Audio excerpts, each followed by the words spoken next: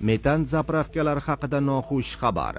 Cheklovlar yana boshlandi. Soat nechida ochilib, qanchada yopilishi haqida batafsil videoda ma'lumot oling.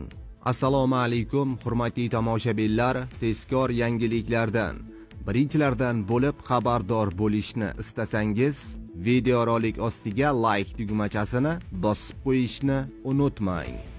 Mashinasi metan gazda yuradigan fuqarolarga tezkor xabar. Gaz bosimining ayrim hududlarda pastlashi kuzatilganligi sababli avtomobillarga gaz to'ldirish kompressor shoxobchalarida metan zapravkalari faoliyatiga vaqtincha cheklovlar kiritildi. Ijtimoiy soha obyektlari va jamoat transportlari uchun gaz ta'minoti cheklovlarsiz barqaror ravishda davom ettiriladi. Vaziyat barqarorlashishi bilan cheklovlar bekor qilinadi, deyiladi xabarda.